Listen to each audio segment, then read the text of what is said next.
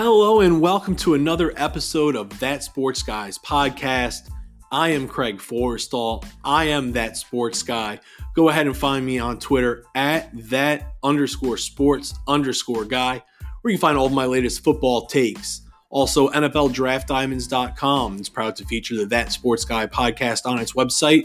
Stop by NFLDraftDiamonds.com, your official draft coverage king.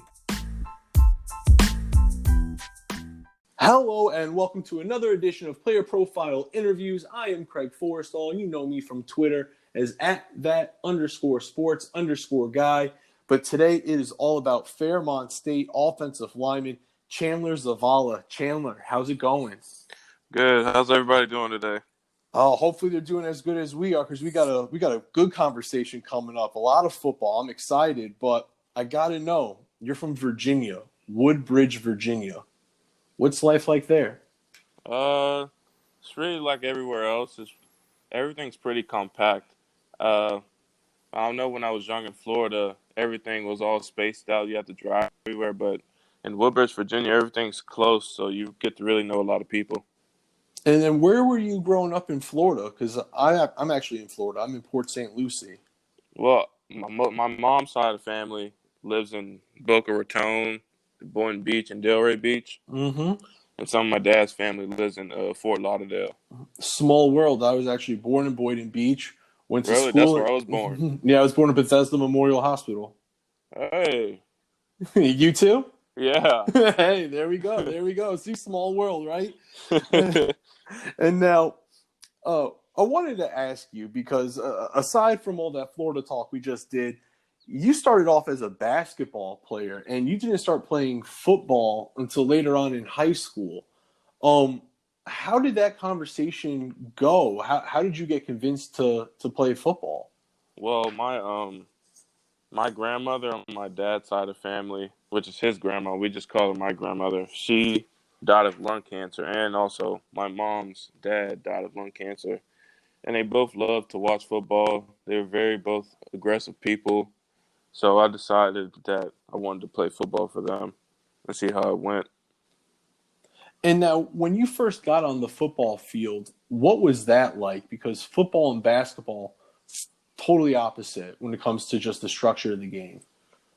Really wasn't that bad. Once you just have to get used to that playbook, because there's a lot more plays in football than basketball.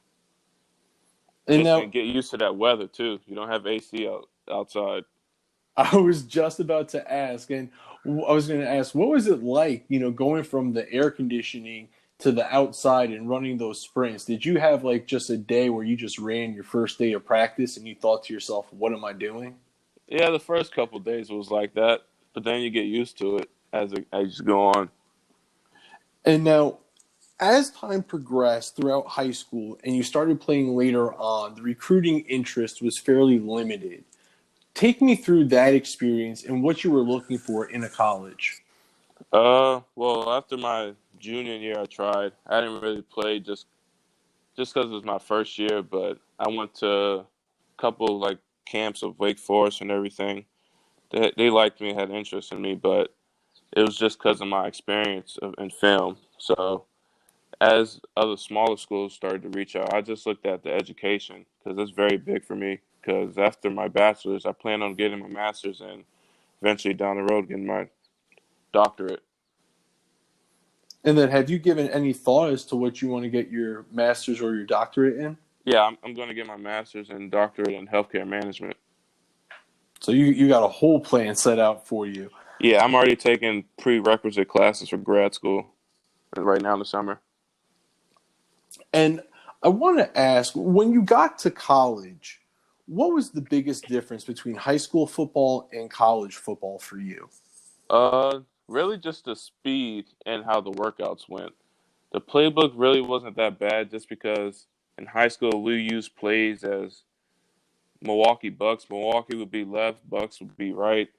This is sort of, the system was kind of the same, just a number system. And you've had a really, really decorated career at Fairmont State. You earned All-American honors already. And when you set foot on campus, when you committed to Fairmont State, Is this what you expected? Did you expect it to be at this point and on the NFL radar? No, sir. Actually, my dad always says to me, like once a month, he'll always say, "Whoever thought you would have been playing football?" It's kind of hard to believe, but when you put the work into it, you get results. And I want to ask you two questions. I'll start with the first one. For the upcoming season, for you, what is your goal personally? What is your individual personal goal for the season? Receive all MEC, first team again, and All American. And now, for the team side of it, what is the team goal that you have? To win the MEC championship and then go on to the playoffs and see where we go after that. And I wanted to ask you because I saw somewhere that two things that really impress people about your game are your passion and the mean streak that you bring to the field. What do you feel like is the strength of your game? It is the passion, but also I think a big thing is my technique and strength. I take pride in my technique. I think everybody should. My coach, Coach Miller, who came my sophomore year, and I got All American that year. He changed a lot about my game. He helped tremendously. And now, is there one area this off season that you've really focused on? My lower body strength, really, it's And been now, limited to the coronavirus, but ever since we been like in the different phases, the yellow phase, I've been able to go to to training. So I started going to training first week of June. and before you were able to get out and go into your training, how difficult was it for you to focus on that lower body strength when you were away from the facilities? It was off and on. My my girlfriend's dad has they're called sandbags, and they weigh like 80 pounds apiece. So I would just stack them on top of my shoulders and just use those for like leg workouts. And when you have a big guy or a little guy across from you, does that change your approach? Does that change your setup or anything about how you're going to play?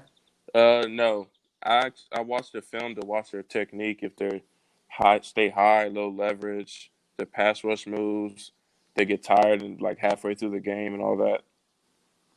And you mentioned the Mountain East Conference winning a championship and then also receiving all conference honors. But for our listeners that may not be familiar with the level of talent and competition in the conference, could you just speak about that?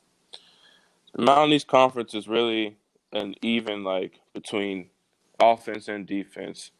I know watching PSAC games is mostly like an offensive division, but MEC is both. You have to have a good defensive team and a good offense. And now, Chandler, I want to go ahead and I want to move over to a couple of questions that are non football related. And I'm going to hit you with the first one. And that's the song you're embarrassed to admit you like. There's nothing wrong with a little bit of Michael Jackson. Beat Uh, it. Nothing wrong with that at all. Now, what's the dream car?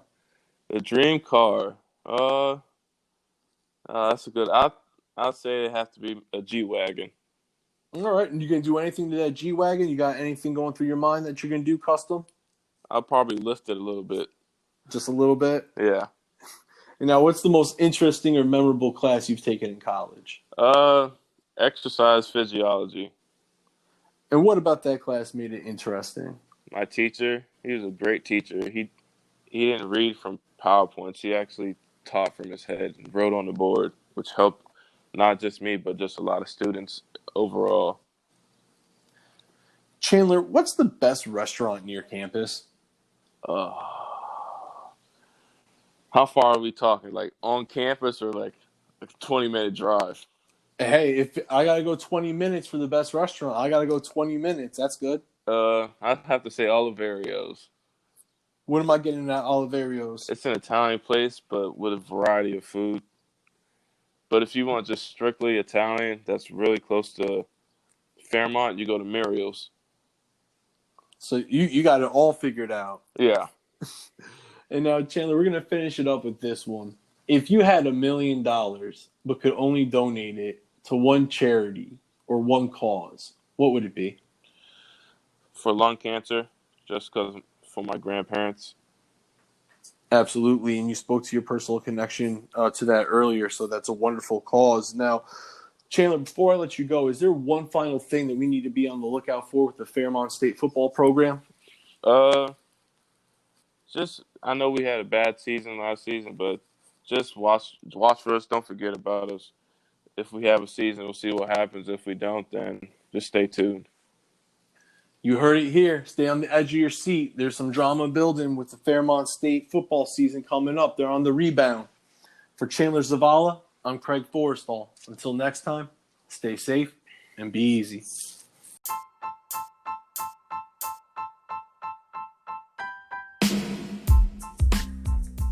Hey everybody, Craig Forrestall. Thanks for tuning in and listening to another episode of That Sports Guys podcast.